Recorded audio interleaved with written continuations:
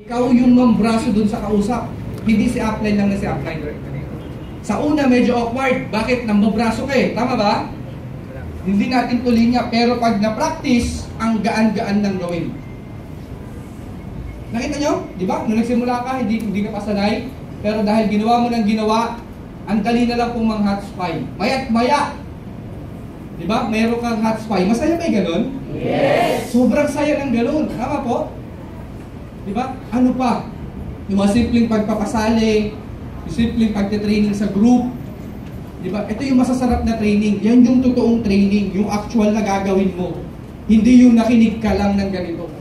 Kung may natutunan ka at sa atingin mo, di ba maganda yun, effective yung kila upline, kaya sila kumikita ng malaki. Gawin mo agad, practice. Yun ang pinaka-perfect na, di ba, na training na maganda po natin gawin. So naunawaan nyo kung gano'ng importante yung trainings? Yes! Di ba? Magme-mention ako ibang names, mga sikat na pangalan po na dumaan talaga sa grabing trainings. Manny Pacquiao. Di ba? Si Manny Pacquiao po, hindi nagka-training. Magiging 8 World Division Champion kaya si Manny Pacquiao. Yes. Alam niyo, disiplina ni Manny Pacquiao, pag may laban, kung 2 months o 3 months po na training, araw-araw talaga may training si Manny Pacquiao. May program. Tama ba? Bukod pa dun yung sa daily na ginagawa niya kahit wala na laban. Tama? Sa basketball. Diba? Ang dami. Sila Michael Jordan. So, kung titignan mo, nag-attend lang po talaga, di ba? Active lang talaga sila sa training. Kumbaga sa sayaw, di ba? Kate-training, kahit nakalimutan yung step, gumagalaw ng tama. Kasi bakit? Naka-muscle memory. Tama ba? Okay ba sa inyo kung magkaroon kayo ng muscle memory sa pang-hot spy? Yes! Yung tipo nakapikit ka pa na hot spy ka na? Joke lang yun, di ba? Yung tipo kahit saan ka mapunta, ang trabaho mo, ang mastery mo nasa hot spy. Di ba ang sarap po nun?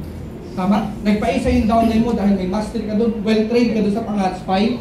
Di ba? Matutuwa yung downline mo kasi bakit? Mapapasali mo yung guest niya. Magdadagdag ng inspiration sa kanya. Tama po? Ng fire. So masarap po ba yung gano'n?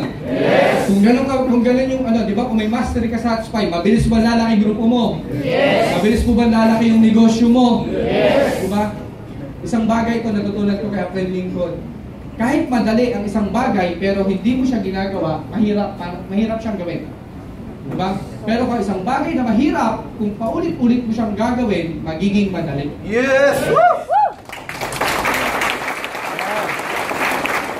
Para dumaan yung negosyo po natin, napaka-importante, di ba? Maging obsessed talaga kayo sa trainings. Yung mga trainings na pinuprovide.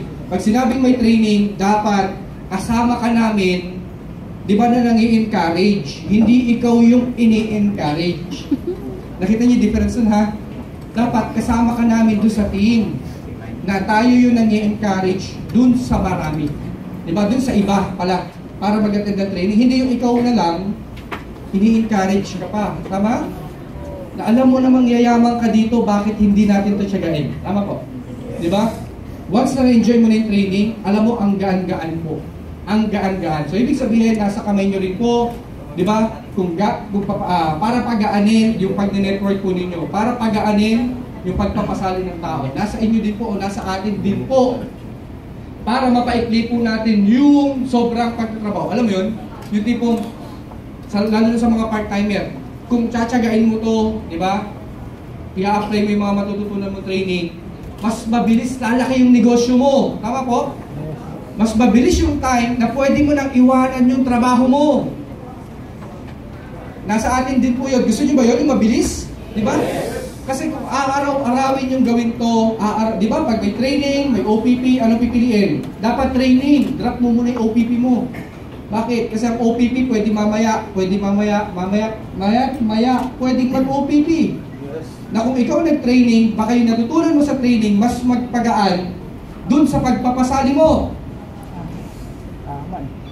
Tama po? Yes. Bakit kami tumibay? Obsessed kami talaga sa training. Gusto nyo ba yumaman? Yes! Gusto nyo po ba kumita kagaya ng nangyari sa amin? Yes! Diba nakakatuwa po? Kasi kanina, nadaan ako ng EDSA. Sabi ko, parang gusto kong dumaan sa jeep. Jeep. Kasi po, buhat kahapon, ilang jeep po yung nakakasalubong ko. Ano yung jeep? Yung Rubicon? Yeah. Yung Wrangler, yung kamukha ng kaya PRC. Yeah. Yun po kasi next na ilalabas ko ng October. Sabi ko, tsaga ulit. Tsaga talaga to. Bakit? Nagsimula sa kotse. Kotse ulit. Kotse. Ngayon, Montero po yung sasakyan ko. Tapos nababaliw na ako kasi pagdating na October, meron na akong Wrangler. Di ba nakakabaliw? Tama po ba? Dapat, pag naka-Wrangler ako, dapat kayo nakakotse na rin. Tama po ba? Yes! Tama po ba? Yes! So, malapit na yung BBA natin, guys. Diba, sabi ko nga, dapat kasama ka dun sa nang-i-encourage. Hindi ka na namin i-encourage. Tama po? Preparation. Tandaan niyo po ito ha. Part ng preparation ng BBA. Nung na-attend kami ng BBA, natatandaan ko, nung first time ko mag-attend ng BBA po, after lang yata ng 2 months o 3 months, dun ko nabili yung first car ko. Diba? So, mabilis. Natuto kami dun, nag-transform. At masarap po mag-transform. Tama ba? Yes. Pwede effective yung old formula mo. Diba? Gayahin mo yung formula namin, mas mabilis, makukuha mo rin po yung resulta namin. Okay? Yes! Thank you very much po lahat sa lahat and good morning! Balik po natin sa ating host, Upline Friday! Ilan na para kay Upline Dream!